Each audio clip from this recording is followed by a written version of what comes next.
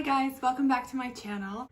As you remember, in March I'm talking about Anglo-Saxon England, and obviously you'll all know it's been a really weird month, but I was able to take a few trips at the very beginning of the month before coronavirus quarantine started, so I will have some footage to share.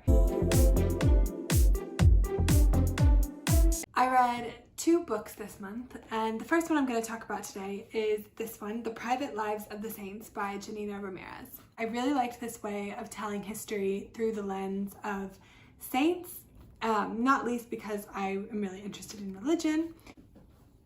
Okay, in this book, Dr. Ramírez focuses on the lives of selected saints during the Anglo-Saxon period in the United Kingdom.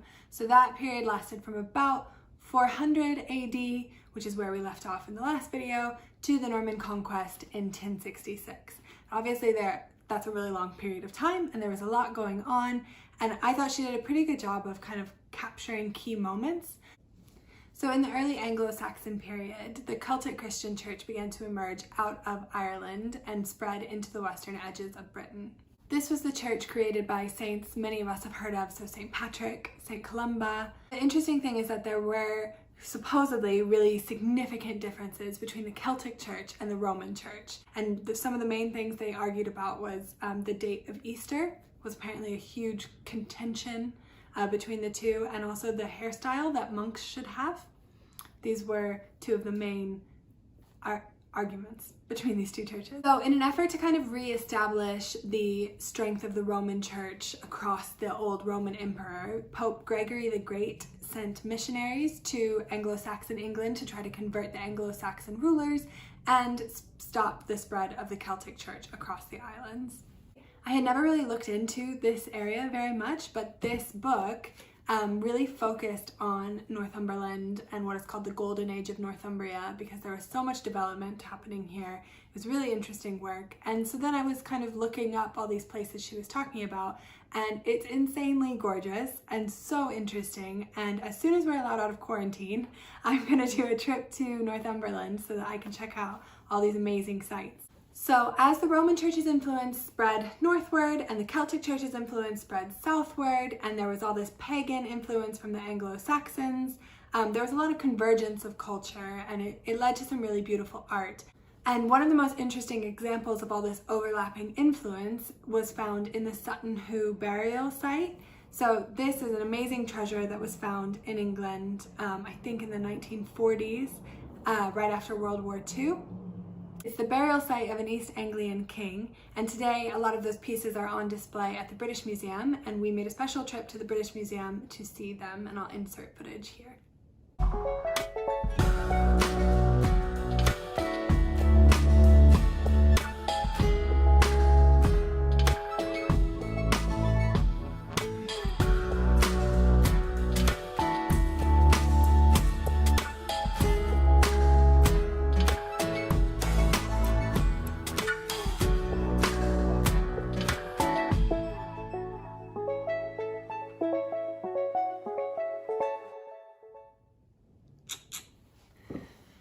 How's it going? Great. I'm speeding up here, but eventually the Roman church kind of beat the Celtic church and became the main influence, the main religious influence in Britain.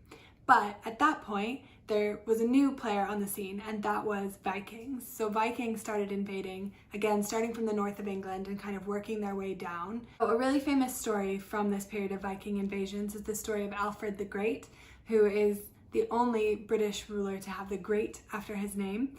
And it's because he was the king of Wessex as the Vikings invaded all of England and had basically conquered all the other kingdoms except for Wessex.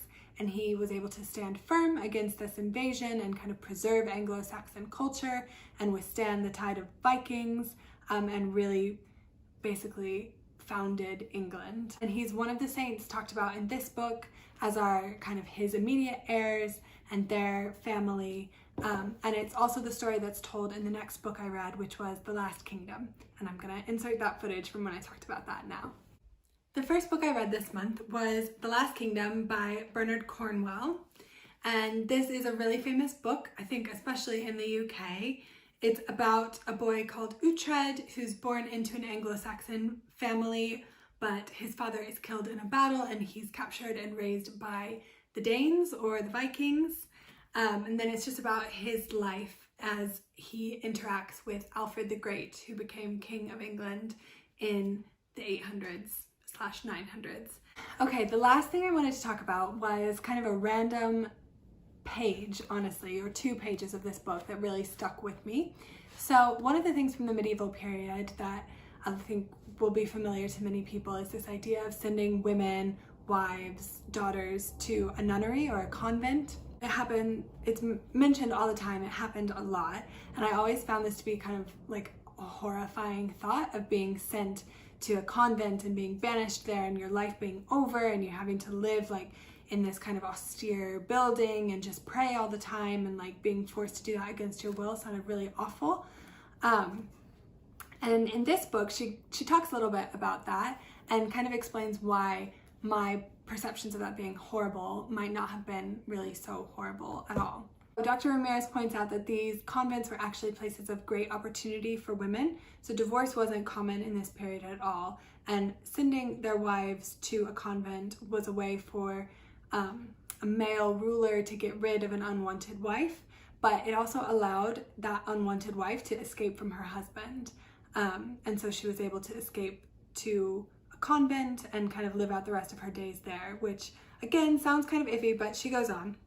Another benefit of convents was that it was a way for aristocratic families to keep control over land if they had daughters and not sons. So if they were able to establish an abbess, is that what it's called? An abbey. Yeah. So if they were able to found a monastery or a convent or an abbey and put their daughter in charge, that would keep the land within the family. It would give the daughter something to basically control, and it would prevent them from losing that land through marriage or having to pass it on to a distant male relative. So it's actually almost a way of giving women land and power. And finally, these convents in this time were actually places of great luxury and learning. So for a woman to be sent to a convent would open up kind of a world of opportunity to learn, and also to be surrounded by luxury and comfort rather than perhaps having to submit to their husband's will or having to maintain a household in poor and misogynistic conditions. So these convents were actually really almost wonderful spaces for women to be in. And I just thought that was really interesting, and it overlaps with the second trip we took into London this month, which was to visit the Abbey of Barking, which was founded in 675 by Erkenwald for his sister Ethelberga. So it was potentially that same idea of founding an abbey, putting your sister in charge, and it means you get to keep the land, and it gives her like a very powerful position. So there's still an arch from that abbey preserved in what is now today All Hallows by the Tower Church, and we went to visit that as well, so I'll insert footage here.